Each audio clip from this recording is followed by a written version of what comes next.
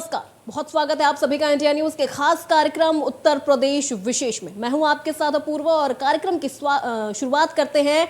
5वें चरण के चुनाव प्रचार के बाद सीएम योगी लगातार छठे चरण के लिए जनता से संवाद स्थापित कर रहे हैं। इसके लिए सीएम योगी लगातार अलग अलग जिलों में जाकर जनसभा को भी संबोधित कर रहे हैं। सीएम योगी जहां एक ओर जनसभा में विकास का खाका खींच रहे हैं, तो वहीं दूसरी ओर योगी आदित्यनाथ विपक्षी पार्टियों पर जमकर निशाना भी साध रहे हैं। सच्चे समाजवादी को संपत्ति और संतति से दूर रहना चाहिए, लेकिन ये जो आज के कथित समाजवादी हैं, ये सहयोग सबका चाहते हैं। इनका नारा है सबका साथ, लेकिन सैफई खानदान का विकास। वो उससे बाहर सोच ही नहीं सकते। सब कुछ उसी परिवार को मिलना चाहिए, बाकी किसी को नहीं मिलना चाहिए। 12 से 17 के बीच ये सारा का सारा पैसा, ये सारा का सारा जितना भी पैसा था, ये समाजवादी पार्टी के गुर्गे खा जाते थे। और भाइयों बहनों, उससे पहले गरीबों का ये राशन बहन जी का हाथी खा जाता था। हाथी तो इस समय फिसल रहा है ना, कभी इधर जाता है कभी उधर जा रहा है। जो पिछली बार हाथी से लड़े होंगे, इस बार वो दूसरी पार्टी से लड़ रहे होंगे। अब उनसे पूछना चाहिए, जब हाथी उनका वजन नहीं संभाल पाई है तो साइकिल तो वैसे पंचर हो जाएगा। जौनपुर पहुंची राज्यसभा सांसद जया बच्चन और पूर्व सांसद डिंपल यादव ने मड़ियाहू और मछली शहर विधानसभा में जनसभा संबोधित करके सपा के पक्ष में माहौल बनाया। इस दौरान उन्होंने बीजेपी को जमकर अपने निशाने पर लिया। जया बच्चन ने कहा, बीजेपी पर प्रहार करते हुए कहा कि हमारे देश में अंग्रेज आए, राज किया और लूट कर चले गए। अब दूसरे लोग आए हैं, वो भी लूट कर जा रहे हैं। तो वहीं डिंपल यादव और जया बच्चन ने भी जनसभा की और सपा प्रत्याशियों के पक्ष में वोट की अपील की। हमारी बेटियों की शिक्षा के लिए केजी से लेकर 3 तक शिक्षा मुफ्त की जाएगी। समाजवादी पेंशन योजना के तहत जहां पहले 55 लाख महिलाओं को 500 रुपए दिए जाते थे प्रति माह, अब ये राशि बढ़ाकर 2000 रुपए प्रति माह कर दी जाएगी। 1 करोड़ महिलाओं को ये राशि दी जाएगी। लैपटॉप मिला यहाँ पे। जब अखिलेश भैया की सरकार थी तो गाँव लैपटॉप पहुंचा था कि नहीं? ये खाली लैपटॉप नहीं था, ये हमारे युवाओं के अरमान थे, उनकी उम्मीदें थी जिससे कि वे अपना कल संभाल सके। लेकिन मौजूदा सरकार ऐसी सरकार है जिसने पूरे उत्तर प्रदेश का भविष्य निगल लिया है। बड़ा था ये मगरमच्छ है और इसने मछली शहर में मैं आई हूं तो बड़े से मगरमच्छ ने उत्तर प्रदेश के भविष्य को निगल लिया है।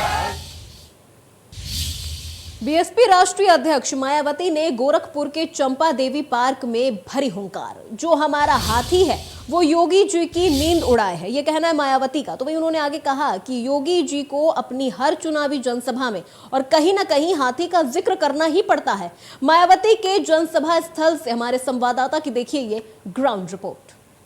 गोरखपुर के चंपा देवी पार्क में आज बहुजन समाज पार्टी की मुखिया मायावती पहुंची थी और जो जनसैलाब आप देख रहे हैं कि चारों तरफ पब्लिक ही पब्लिक नजर आ रही है। यानी जो जोश है, जो उमंग है, जो एक जज्बा है, वो नजर आ रहा है। चारों तरफ हाथी कहते हुए नजर आ रहे हैं और ये लोग नाचते झूमते नजर आ रहे हैं। महिलाएं हो पुरुष हो नाचते हुए नजर आ रहे हैं, ढोल नगाड़े बजा रहे हैं, टपली बजा रहे हैं और बाकायदे एक जोश इनके चेहरा पे नजर आ रहा है। और आप निश्चित रूप से कह सकते हैं कि जो एक जोश मायावती के जनसभा में देखने को मिली है, एक प्रियंका गांधी जब यहाँ इस जनसभा करने आई थी इस पूरे चंपा देवी पार्क में, वही नज़ारा यहाँ भी देखने को मिला। किस तरह का उत्साह है, क्या कहना है? देखिए, पूरे उत्तर प्रदेश में बसपा की लहर है। अब बहुजन समाज पार्टी पूर्ण बहुमत से सत्ता बना रहा, सरकार आ रही है। अब बहन जी 10 तारीख को मुख्यमंत्री बनने जा रहे हैं, इसमें दो रहना है। इतना जोश है, आप लोग नाच रहे हैं, झूम रहे हैं। इतना जोश है, नाच रहे हैं, झूम रहे हैं। विश्वास है एकदम पूर्ण बहुमत से बसपा की सरकार बन रही है। आप इस भीड़ को देख सकते हैं, गोरखपुर की यह जनता है, जितनी ये भीड़ है समझिए बहुजन समाज पार्टी की सरकार बन रही है पूर्ण बहुमत से। ये वो नौजवान है जो जोश खरोश में है और बाकायदे झूम रहे हैं। और आप देखेंगे कि अब मायावती का जो उड़न खटोला है वो अब जा रहा है दूसरी जगह अगली जनसभा को संबोधित करने के लिए। तो निश्चित रूप से कह सकते हैं कि ये जो एक जोश है वो जोश साफ तौर पे नजर आ रहा है। और बाकायदे जो एक मायावती ने मंच से कहा है कि एक बार फिर से योगी आदित्यनाथ को उनके मठ में भेजो और फिर से बहुजन समाज पार्टी की सरकार बनाओ और एक बार फिर से मायावती को मुख्यमंत्री बनाओ, तब जाकर के उनके समाज का विकास होगा, उनका विकास होगा। तो निश्चित रूप से आप कह सकते हैं कि ये जो जनसभा थी उसमें लोगों की भीड़ साफ नजर आई है और लोग नारेबाजी करके एक बार फिर से वो समर्थन देते हुए नजर आ रहे हैं। Sushil Kumar, India news, Gorakhpur. सिद्धार्थनगर के इटावा में सपा मुखिया अखिलेश यादव ने जनसभा को संबोधित किया। इस दौरान उन्होंने सपा प्रत्याशी और पूर्व विधानसभा अध्यक्ष माता प्रसाद पांडे समेत जिले के सभी प्रत्याशियों को जनता से जिताने की अपील की।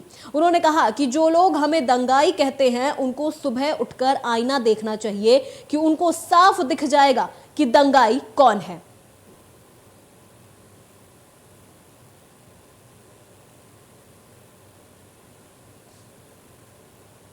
मैं कह रहा कि दंगेश है। कभी बाबा मुख्यमंत्री की शक्ल देखी आपने? शक्ल से कौन दंगेश लगता है? और हम तो उन्हें कह के जा रहे हैं सुबह धुआं मत उड़ाना, उठने के बाद आईना देखना, और जब आईना देखोगे तो आपको अपने आप वहां पर दंगेश दिखाई दे जाएगा कि दंगेश कौन है। इसलिए साथियों, इनकी भाषा से सावधान रहना, इनकी नीयत से सावधान रहना। ये चुनाव उत्तर प्रदेश की खुशहाली के लिए है। ये चुनाव उत्तर प्रदेश से लोकतंत्र बचेगा, उसके लिए चुनाव है। पीएम नरेंद्र मोदी के वाराणसी कार्यक्रम का जायजा लेने के लिए केंद्रीय मंत्री धर्मेंद्र प्रधान और काशी क्षेत्र के अध्यक्ष महेश चंद्र श्रीवास्तव जनसभा स्थल पहुंचे, जहां हमारे संवाददाता जमील अहमद ने क्षेत्रीय अध्यक्ष महेश चंद्र श्रीवास्तव से खास बातचीत की। क्या कुछ कहा उन्होंने, आइए आपको सुनवाते हैं। प्रधानमंत्री नरेंद्र मोदी बनारस पहुंचेंगे और बनारस में पहुंचने के बाद बूथ कार्यकर्ताओं से संवाद करेंगे। 7वें चरण में पूर्वांचल में चुनाव होना है। ऐसे में प्रधानमंत्री नरेंद्र मोदी ये चाहते हैं कि पूर्वांचल में किसी भी तरीके से भारतीय जनता पार्टी को ज़्यादा से ज़्यादा सीटें मिले, क्योंकि 2017 में यहाँ से 115 सीट मिले थे। हम इस समय मौजूद है उसी पंडाल में और सभा स्थल पर, जहाँ पर कल प्रधानमंत्री नरेंद्र मोदी 3300 बूथ के कार्यकर्ताओं को, यानी कि 20,000 जो बूथ के कार्यकर्ता होंगे, उन तमाम लोगों से बातचीत करेंगे, चुनावी मंत्र देंगे कि कैसे 7वें चरण को चुनाव में अपना दमखम लगाएं और चुनाव को जीता जाए। हमारे साथ बातचीत करने के लिए काशी क्षेत्र के अध्यक्ष महेश चंद्र श्रीवास्तव जी हैं। सर, क्या तैयारी है, किस तरह के कार्यक्रम कल है? देश के यशस्वी प्रधानमंत्री, वाराणसी के लोकप्रिय सांसद अपने कार्यकर्ताओं से, अपने वाराणसी जिले के 8 विधानसभा के बूथ के सम्मानित कार्यकर्ताओं से एक बूथ विजय अभियान के तहत एक बूथ विजय सम्मेलन का आयोजन इस प्रांगण में रखा गया है, जिसमें लगभग 20,000 कार्यकर्ता, बूथों के कार्यकर्ता आदरणीय सांसद जी से, आदरणीय प्रधानमंत्री जी से मार्गदर्शन प्राप्त करेंगे। कैसे इस समर को जातिवाद के खिलाफ और गंदी सोच और गंदी राजनीति के खिलाफ कैसे हमें जीतना है, इसका मार्गदर्शन हम सब अपने लोकप्रिय सांसद, अपने प्रधानमंत्री जी से हम सब कार्यकर्ता प्राप्त करेंगे। कल जो कार्यक्रम होना है, क्या बनारस के लोग रहेंगे या फिर बनारस से भी अलग? नहीं, वाराणसी जिले के 8 विधानसभा के लगभग 20,000 बूथ के सम्मानित कार्यकर्ता रहेंगे। प्रधानमंत्री जी कब आएंगे और कितनी देर तक इस मंच पर रहेंगे? और लगभग 3:45 पर आएंगे और लगभग 1 घंटे के आसपास में इस मंच पर रहेंगे। उनके साथ साथ कौन कौन हो सकते हैं, क्योंकि धर्मेंद्र प्रधान जी भी आ जाएं और भी तमाम लोग हैं, तो क्या वो सारे लोग यहाँ पर उनके साथ मौजूद रहेंगे? इस प्रांगण में निश्चित रूप से सभी वरिष्ठ जन कहीं न कहीं रहेंगे, प्रधानमंत्री जी को सुनेंगे। हम सब कार्यकर्ता हैं, प्रधानमंत्री जी जो मार्गदर्शन करेंगे उसको हम सब कार्यकर्ता, बूथ जीता तो चुनाव जीता का जो मंत्र है, उस मंत्र पर, उनके मार्गदर्शन पर आगे कार्य को बढ़ाएंगे। अगर 2017 की बात की जाए तो 2017 में बहुत अच्छा परफॉर्मेंस रहा बीजेपी का। इस बार बहुत ज़ोरों शोर से तैयारियां भी चल रही है और पूर्वांचल जो जीता वो उत्तर प्रदेश जीतता है, इस तरीके से कहा जाता है। तो क्या लगता है कि इस बार का क्या पोजीशन होगा? इस बार 2017 जीता, 2019 जीता काशी क्षेत्र में, और इस बार उससे बड़ी विजय काशी क्षेत्र में होने जा रही है, जो पूरे उत्तर प्रदेश का एक सर्वश्रेष्ठ मतलब प्रदर्शन होगा। बहुत बहुत धन्यवाद। ये थे महेश चंद्र श्रीवास्तव, क्षेत्रीय अध्यक्ष यहाँ के हैं, और जिनका साफ कहना है कि बूथ विजय सम्मेलन जो कल होने वाला है, प्रधानमंत्री नरेंद्र मोदी 20,000 कार्यकर्ताओं को संबोधित करेंगे, चुनावी मंत्र देंगे कि कैसे 7वें चरण का जो चुनाव है इधर पूर्वांचल में, उसे कैसे जीता जाए। इन तमाम मुद्दों पर बातचीत कल करेंगे। यूक्रेन रूस के युद्ध पर दुनिया भर की निगाहें हैं। ऐसे में अगर ये युद्ध जल्द समाप्त नहीं हुआ तो फिरोजाबाद की कांच इकाइयों को और बड़ा झटका लगेगा। दरअसल बहुत सारे कांच बनाने के केमिकल यूरोप देशों से आते हैं, जिससे दामों में अचानक भारी उछाल हो गया है। ऐसे में बड़ी संख्या में ऑर्डर होल्ड पर डाल दिए गए हैं। द्वारा यूक्रेन पर किए गए हमले के बाद फिरोजाबाद कांच नगरी को एक बड़ा झटका लगा है। फिरोजाबाद में कांच में प्रयोग होने वाले केमिकल, इसके जो रेट हैं उनमें बड़ा उफान आया है, एकदम उछाल आया है, और 200 करोड़ से अधिक के ऑर्डर यहाँ होल्ड किए गए हैं।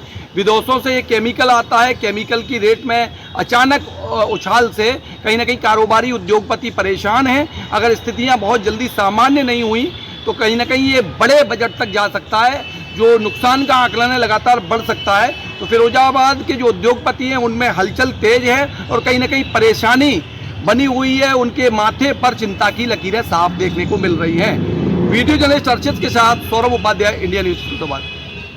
कांच इंडस्ट्रीज की स्थिति रूस और यूक्रेन की वजह से बाहर के जो ऑर्डर्स मिलते थे विदेशों के, उनको अभी होल्ड कर दिया गया है। बाहर से जितने भी बायर हैं जो हम लोगों से काम कर रहे हैं, उन लोगों ने एक्सपोर्टरों को अभी ऑर्डर होल्ड करने को कहा है कि अभी हमारे कोई भी ऑर्डर भेजे नहीं और अभी उन ऑर्डरों को चलाएं भी नहीं, उसको अभी होल्ड कर लें।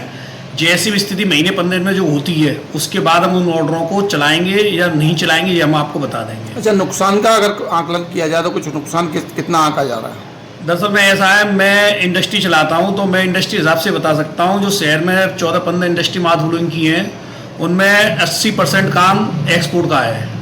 उन 14-15 इंडस्ट्रियों का कुल मिलाकर यदि काम देखा जाए और उनसे जुड़े हुए जो एक्सपोर्टर हैं जो हम लोगों के काम चलाते हैं, उसके हिसाब से लगभग 1000 से लेकर 1200 करोड़ रुपए के करीब के ऑर्डर अभी होल्ड है। यदि वो ऑर्डर नहीं खुलते हैं तो एक्सपोर्ट की इंडस्ट्रियों को तो घाटा होगा सो होगा। उसके अलावा जो हम लोग इंडस्ट्री चला रहे हैं, हम लोगों की इंडस्ट्रियों में भी काम जब हमें नहीं मिलेगा तो हम लोगों में बहुत भारी नुकसान होगा। मेरे हिसाब से प्रभाव तो बहुत बुरा पड़ना है, क्योंकि जितना ये रूस ने जो हमला किया है यूक्रेन पे, उसकी वजह से chemical, natural gas, crude oil, इन सब ये डायरेक्टली इनडायरेक्टली, और सोने की जो रेट बढ़ रही है नाप से नाप 2 दिन में बढ़ गई है, तो ये सब चूड़ी पे और कांच इंडस्ट्री पे असर डालेगा। जितने एक्सपोर्ट के ऑर्डर्स हैं वो भी कैंसिल हो गए हैं जो रशिया की साइड के होंगे, और चूड़ी पे हमारा तो वैसे ही परेशानी चल रही थी, जो केमिकल है वो मिल नहीं पा रहा था ऑलरेडी, अब रेट्स बहुत ज़्यादा बढ़ गई हैं और अवेलेबल भी नहीं हो पा रहा है। 2 दिन में ये सुबुहाट चल रही थी, लेकिन अब क्योंकि हमला हो गया है तो दिक्कत ज़्यादा बढ़ गई है। अच्छा, जैसे सोने की रेट बढ़ रही है इस युद्ध की वजह से, तो सोने, आप जानते हैं कि चूड़ी पे सोने का हिल का जो काम होता है वो भी सारा इम्पैक्ट हो जाएगा, काम बंद होने के कगार पे आ जाएगा। इस समय बहुत सारी इंडस्ट्रीज बंद भी होंगी और दिक्कत में भी होगी। अच्छा, नुकसान के अगर आकलन की अगर बात की जाए तो कांच इंडस्ट्रीज को कितना नुकसान आंक रहे हैं आप? नुकसान अगर आप कहेंगे 1000 करोड़ का तो हो ही जाएगा करते करते चलते चलते, क्योंकि जैसे गैस, क्रूड ऑयल की रेट बढ़ रही है, गैस की रेट बढ़नी है, गैस की रेट भी बढ़ के आएगी, केमिकल्स की रेट बढ़ गई है, माल की ऑलरेडी डिमांड नहीं है मार्केट में, और ज़्यादा रेट बढ़ेगी तो माल बिक नहीं पाएगा, तो धीरे धीरे अल्टीमेटली काम बंद ही होंगे, और इसके अलावा कोई मुझे दिखता नहीं है कि कोई इसका सोल्यूशन है। अब ये जितनी जल्दी हो सके भाई सभी लोग मिलके, सारे देश मिलके इसको सुलझाएं और ख़त्म कराएं काम को, तो कम से कम ये है कि व्यापार सुचारू। तो वहीं रूस यूक्रेन के युद्ध ने आगरा के जूते व्यवसाय को भी संकट में डाल दिया है। देश और दुनिया भर में अपनी खास पहचान रखने वाला आगरा का जूता व्यवसाय अब इसकी भी रफ्तार रूस यूक्रेन के युद्ध की वजह से कमजोर हो गई है। जूता व्यवसायियों की माने तो अब तक कई ऑर्डर और पेमेंट होल्ड पर कर दिए गए हैं। व्यवसायियों का कहना है कि अगर युद्ध लंबे समय तक चला तो आगरा की शू इंडस्ट्रीज को एक बड़ा नुकसान झेलना पड़ सकता है। आगरा का जूता पूरे दुनिया के देशों में सप्लाई होता है, लेकिन कहीं ना कहीं जिस प्रकार से यूक्रेन और रूस में युद्ध छिड़ गया उसके बाद इस जूते की चाल कमजोर हो गई है। जूता व्यवसायियों का कहना है कहीं ना कहीं जिस प्रकार से जो ऑर्डर्स थे वो ऑर्डर्स होल्ड कर दिए गए, जो पेमेंट है वो होल्ड हो गए हैं। कहीं ना कहीं अगर युद्ध ये लंबे समय तक चलता है तो एक बड़ा नुकसान इस जूता व्यवसाय को होगा। कहीं ना कहीं जिस प्रकार से कोरोना काल के बाद अभी उभरने की कोशिश कर रहा था जूता व्यवसाय, लेकिन इस युद्ध ने कहीं ना कहीं उसे फिर गर्द में डाल दिया है। Sanjay Singh, India news, Agra. देखिए, अगर ये 2-4 दिन में युद्ध समाप्त हो जाता है तो ऐसा बहुत फ़र्क नहीं पड़ेगा, लेकिन अगर ये लंबा चलता है तो मटेरियल्स वगैरह के प्राइस बढ़ेंगे पेट्रोलियम प्रोडक्ट के बढ़ने की वजह से। तो उससे हमारे सारे मटेरियल्स पर रेट बढ़ेंगे और उससे फ़र्क आ जाएगा, सीधा प्रोडक्शन में फ़र्क आएगा, डिमांड भी हल्की होगी। और ये 2-3 दिन में ख़त्म हो जाती है लड़ाई तो फिर कोई ऐसा कोई बहुत फ़र्क नहीं पड़ता। यूक्रेन में सुल्तानपुर की एक छात्रा ने वीडियो बनाकर भेजा है जिसमें वो वहां की स्थिति के बारे में बता रही हैं। साथ ही वीडियो में सभी छात्र सरकार से मदद की गुहार लगा रहे हैं। जिस लड़की ने ये वीडियो भेजा है, दरअसल उस लड़की के परिजनों से हमारे संवाददाता ने खास बातचीत की है। क्या कुछ कहना है परिजनों का, आइए आपको सुनवाते हैं। यूक्रेन में फंसी सुल्तानपुर की बेटी महिमा सिंह, आपको बता दें कि वो यूक्रेन के क्यूब में मेडिकल की 4थे वर्ष की पढ़ाई करने गई थी। इस समय जब उनके पारिवारिक जन को पता चला कि उनकी बेटी वहां पर बमबारी होने की वजह से हॉस्टल के बेसमेंट में -2 फ्लोर में वहां मौजूद है, और जब दोपहर में उनकी बेटी से उनकी बात हुई तो उनकी आंख में आंसू आ गए। मैं इस समय मौजूद हूं उनके सुल्तानपुर के आवास पर, जहां पर उनके पिता और उनकी माँ व उनके 2 बड़े भाई यहाँ पर मौजूद हैं। मैं उनसे जानना चाहूँगा कि उनकी अपनी बेटी से कब बात हुई और कैसे उनको जानकारी मिली कि वहाँ पर उनकी बेटी फंसी हुई है। क्या नाम है आपका? पुष्पा सिंह। अच्छा, कब आपसे बात हुई, कैसे आपको जानकारी हुई? दोपहर में बात हुई, 3 दिन से बमबारी हो रही है। आज क्यूब में ही उनके मेडिकल के पास ही बमबारी हुई है। अच्छा, हाँ। तो 3 दिन पहले, मतलब अभी आपको जो सिर्फ आज ही पता चला, इसके पहले नहीं कोई जानकारी या कोई बात नहीं हो पाई? नहीं जानकारी थी, लेकिन अब हम लोग वो कह रहे थे कि अभी एमएससी वाले निकालेंगे, अभी एमएससी वाले निकालेंगे, तो उसी का इंतजार कर रहे हैं। वो निकाल नहीं रहे हैं तो हम लोग तो परेशान है ही हैं। हाँ, वो निकाल नहीं रहे हैं, अभी ये भी नहीं बता रहे हैं कब निकालेंगे। अच्छा, ये भी नहीं बता रहे हैं, तो बच्चे उसमें फंसे हैं, परेशान तो है ही हैं। आपका क्या नाम है? गंगा सिंह। अच्छा, गंगा सिंह। तो आपको कब पता चला, और मतलब आपने इस संबंध में भी कोई किसी से गुहार लगाई या भारत सरकार के पास अपनी कोई इस बात को पहुंचाया कि आपकी बेटी वहाँ पर यूक्रेन में फंसी? आज डीएम से हम लोग मिलेंगे, जो है अपनी बात रखेंगे, जो है बाकी जो है बंकर में है, दिक्कत का सामना तो हो ही रहा है। वहाँ गोला बाबू भी डर रहा है, सर भी नहीं डर रहा है। तो क्या वीडियो कॉलिंग के थ्रू आपकी बेटी से बात हुई? जी वीडियो कॉलिंग। तो बेटी आपकी सुरक्षित है ना, किसी प्रकार की कोई दिक्कत तो नहीं? जी अभी दिक्कत नहीं, बंकर में। तो आज आप लोग जिलाधिकारी से मिलेंगे? जी। ये देखिए, अभी इन्होंने बताया कि आज वो इस चीज़ को लेकर के कि उनकी बेटी कैसे घर वापस आएगी, कैसे भारत वापस आएगी, इसको लेकर के वो जिलाधिकारी से मिलेंगे और अपनी गुहार लगाएंगे कि उनकी बेटी को जल्द से जल्द सुल्तानपुर उनके घर पहुंचाया जाए। कैमरा पर्सन पंकज गुप्ता के साथ रवि श्रीवास्तव। यूक्रेन संकट के बीच हाथरस का एक छात्र सकुशल घर वापस आ गया, जिसके बाद परिवार के लोगों में खुशी की लहर है। लेकिन अभी भी सादाबाद का एक छात्र वहां फंसा हुआ है, जिसने पोलैंड बॉर्डर पर पहुंच अपनी परेशानियों को लेकर एक वीडियो वायरल किया है, जो यूक्रेन में फंसे छात्रों के परिजनों की समस्याओं को बता रहा है। Hello everyone, I am Alok Chaudhary and he is Sachin Chaudhary, my friend, and he is Ankush Raj Purohit. We are stuck there और हम यहाँ अभी आए हैं और यहाँ पे मतलब कल से स्टूडेंट हैं, 300 से 400 स्टूडेंट हैं फंसे हुए हैं। इंडियन एम्बेसी कॉल नहीं उठा रही है, कोई खाने की सप्लाई नहीं है, कुछ भी मेडिसिन नहीं है, बच्चों की तबीयत ख़राब है, कोई कुछ नहीं देख रहा। ठंड में है, यहाँ पे माइनस टेम्परेचर रहता है रात में, कोई अंदर नहीं ले रहा है बच्चों को। तुम देख सकते हो काफ़ी एंट्री है यहाँ पे, काफ़ी कोई नहीं ले रहा है बच्चों को। काफ़ी कितनी भीड़ है देखिए। ऐसे भाई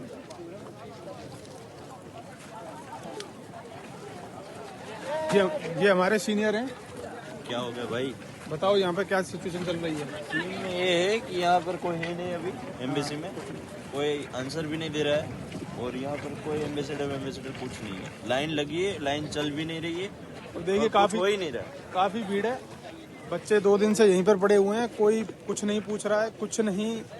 इंडियन एम्बेसी कॉल नहीं उठा रही है। अब हम 35 किलोमीटर पैदल चल के आए हैं। ट्रैफिक की वजह से बस ने, प्राइवेट बस की थी, हमने 35 किलोमीटर पहले ही हमने बस ने उतार दिया था हमें। वहाँ से वॉक करके आ रहे हैं हम लोग। मैं बहुत अच्छा महसूस कर रहा हूँ और वहाँ पे क्रिटिकल सिचुएशन है इस समय पे वहाँ पर। जब तुम आए तो कैसा लगा, मतलब कैसे आ पाए अब यहाँ तक, क्या समस्या है? मेरा वहाँ डैनीपुर से वहाँ कीप्स तक वहाँ पे 8 से 7 घंटे का जर्नी थी मेरी और उसके बाद मैं वहाँ पे वेटिंग कर रहा था मैंने एयरपोर्ट में फ़्लाइट के लिए और 3 घंटे डिले हो गई थी वहाँ पे फ़्लाइट। उसके बाद हमने 1:30 बजे के आसपास हमने फ़्लाइट मिली हमें नाइट के, फिर वहाँ से फ़्लाइट लिए हमने।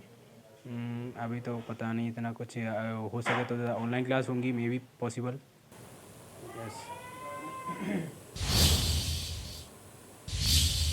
उत्तर प्रदेश विशेष में आज बस इतना ही। मुझे दीजिए इजाजत। देश प्रदेश की तमाम बड़ी खबरों के लिए देखते रहिए इंडिया न्यूज़।